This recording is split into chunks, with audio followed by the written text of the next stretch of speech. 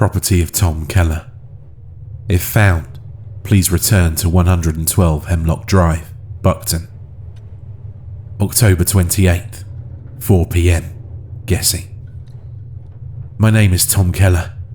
I'm in Devil's Anvil Cave, just off the old logging road north of Ludlow. There's been a rock slide. I'm a geology teacher at the high school. I know a rock slide. This wasn't a few pebbles. This was the whole goddamn throat of the cave collapsing. 1 minute I was tapping a neat-looking quartz intrusion, and the next, a crack. Not a gunshot. Gunshots are sharp and brittle. This was deep. A sound from the planet's belly. A sound like a giant's spine snapping. I didn't even have time to run. I just flattened myself against the wall, my cheeks scraping on wet limestone. The air went solid. It was a physical punch of dust and pressure. The noise. I'll never forget the noise. It was a million bowling balls dropped on a mile-wide sheet of steel. A grinding, screaming whoomp that I felt in my teeth, in my fillings. Then silence. No, not silence. The tinkle of small pebbles settling. The hiss of dust in the beam of my headlamp. And my own breathing, loud and wet, like a busted accordion. I'm trapped. The entrance is gone. It's not just blocked, it's gone. There's a wall of fractured granite and busted shale where the pinprick of daylight used to be. Okay, Tom, breathe. Status check. That's what you do. Me, I'm alive. Scrapes on my hands. My left leg is throbbing. I think I banged it good. But nothing seems broken. I'm not bleeding out. That's a plus, you betcha. Light. One headlamp. Working. Batteries. God, I think I put new ones in last month. Maybe. I have 2 spares in my pack. Supplies. 1 nylon day pack. Inside, 1 bottle of water, maybe a third full. 2 Cliff bars, peanut butter, the chalky kind. My field notebook, this one, and 2 pens. My phone, no signal, screen cracked, of course. And a Swiss Army knife. The problem, the rockfall. It's big, Mary. I shone the light on it. It's a mountain. Not a pile of rocks. A mountain. Some of the boulders are the size of my Subaru. I spent the first hour, or what I think was an hour, my watch is smashed, yelling. Screaming for someone to save me.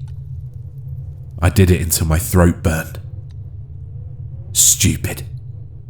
Like yelling at a bank vault. The sound just dies. It hits that wall of rock and gets eaten. The acoustics in here are terrible. I tried to dig. I tried to find a seam, a place to work. It's useless. The boulders are interlocked, like a dry stone wall built by a god. I moved a few smaller ones, and a ton of gravel and scree poured down, almost burying my legs. It's not stable. I could bring the rest of the roof down. So I'm sitting here, about 30 feet back from the slide. It's cold. The cave holds a steady 50-ish degrees, but it's a wet cold. It soaks right into you. My plan, conserve light, conserve energy, and wait. Mary will miss me. I was supposed to be home for supper. She'll call the police. They know I hike out here. They'll find my car in the trailhead. They'll come. They have to. I'm just going to turn the light off to save the batteries. I'll just sit. October 28th, 8 p.m. Guessing. I lasted 2 hours in the dark. I can't do it. The dark. It's not like the night time. It's not like a closet. It feels alive somehow. Like it's invading every inch of me. It's almost suffocating. My heartbeat's getting so loud I think it's someone else. Someone walking. But then I realise it's just me. My fight or flight response kicking in. Only, there's nowhere to run. And nothing to fight. And the silence is awful. When I'm not breathing, the silence is so total, it almost hums. It's the sound of the inside of my own skull. I clicked the light back on. The little circle of white on the grey wall. It was like the sun rising. I almost cried. I ate one of the Cliff Bars. Chewed it for 10 minutes, trying to make it last. It tasted like sawdust and fear. Drank a sip of water. My tongue is already sticky. I'm going to try and dig again. A different spot. To the left. Maybe there's a gap. Just keep busy, Tom. Don't think about the dark. October 29th. Morning, maybe. The spare batteries are in. The old ones were dying. The beam was turning a sickly, piss yellow. The digging's a joke. I'm a squirrel trying to tunnel through a battleship. I broke 2 fingernails down to the quick, and my leg is killing me. I'm just wasting energy. The new plan is, well, there's no new plan. The plan is to sit. I keep thinking about the geology of this place. It's old, Precambrian stuff. Hard rock. But it's limestone too, which means caverns. This isn't just a little hole. The old-timers said the anvil went deep. Went to hell, some said. I've never been more than 100 yards in. Far enough to be out of the twilight zone, the part where you can still see the entrance. I'm in the dark zone now. Full-time resident. I keep flashing the light back down the tunnel, deeper in. Not towards the rock slide, but the other way. The passage continues. It narrows and then seems to open up again. I never went back there. The air's different. It smells like, well, it smells like a wet basement. Like rust. I'm trying not to look that way. I'm trying to keep my back to that wall. Keep my eyes on the rock slide. That's where help comes from. The front. But I heard something. I'm writing it down because I have to, or I think I'll go insane. Maybe an animal. Nothing too big, I hope. You don't get bears or wolves around here, thank God. I couldn't stop myself yelling for help. Thinking in vain that perhaps there's a cave or somewhere deeper in. It's funny how the human mind works when you're facing your own doom. The sound stopped. See, I told myself, it's nothing. It's the cave settling. It's rocks. It's rocks. But my heart is telling me a different story. It's still going 1,000,000 miles an hour. I'm sitting on my pack. My light is on the rock in front of me, pointing at this page. The beam's bright. The new batteries are great. Everything outside that beam is just gone. I'm so thirsty. I finished the water. I don't know when, I just did. I licked the wall, the moisture on it. It's full of minerals and grit. It made me gag. Okay, light off. I have to save the batteries. I'll click it on every 30 minutes, just to check. October 29th. Later. There's that noise again. It's not rocks. It's not in my head. I've been sitting in the pitch dark, counting. I got to 3,112. Mississippi-less, just 1, 2, 3. And I heard it again. It's closer. It's coming from behind me, from deeper in the cave. It doesn't sound like any animal I've ever heard. It's definitely not human, I know that for certain. All I'm hoping is that it's more afraid of me than I am of it. That's what they always say, right? It's paused. I can feel it. The air's changed. You know how you can feel a thunderstorm coming? The pressure drops. It was like that. That indescribable feeling that something is about to happen. I fumbled for the lamp and clicked it on. I spun around, shining the beam down the black throat of the passage. Nothing. Just the passage. It's about 50 feet long, ending in a narrow crack between two massive flowstone pillars. The sound was gone. But the smell. Oh, Jesus. Oh, Mary. The smell. It smells absolutely rotten, but not like a dead deer. It smells chemical somehow. Like the worst portable toilet you've ever seen, mixed with something even worse. It's awful. It's in the back of my throat. I'm sitting with my back against the rock slide now. I can't not look down that tunnel. What the hell is it? What could make that ungodly smell? No animal smells like that. And no animal moves like that. Like it's pulling itself along the ground. I'm trying to be rational. I'm a man of science. Fact, I'm trapped. Fact, I'm low on food and water. Fact, I'm experiencing auditory hallucinations, a common symptom of stress and sensory deprivation. I really hope that's a fact. But the smell. You don't hallucinate a smell. It's quiet now. I've had the light on for 10 minutes. The smell's fading. Maybe it didn't like the light.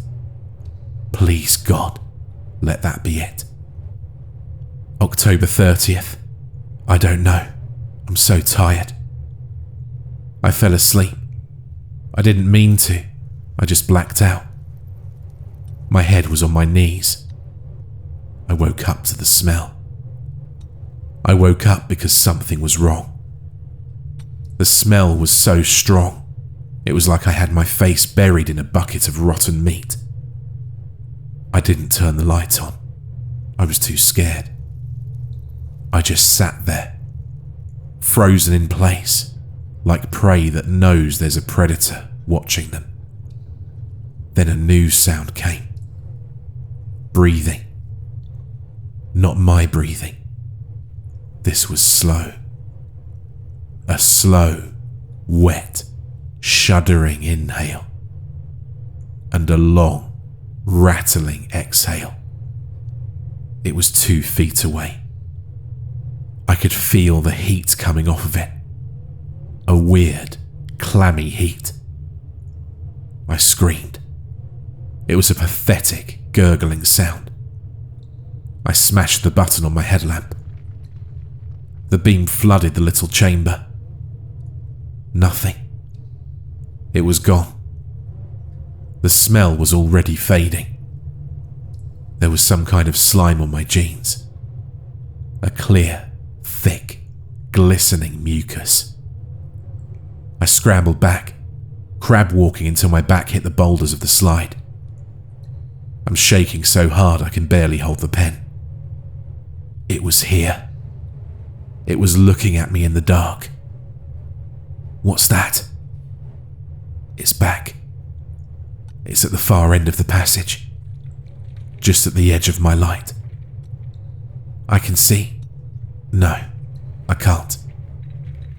I thought I saw something when the beam first hit. Just a shape. A pale shape, scrambling back into the crack between the pillars. It was white. Not white like a sheet. White like a grub. White like something that has never, ever seen the light. And it was fast. I can't help but scream for help again, even though my throat is dry and raw. I'm running out of ideas. I think it's mocking me. October 30th. Later. The light is going. The little red diode on the headlamp is blinking. Blink, blink, blink. The beam is yellow again. Sickly. The batteries are dying. The last set of batteries.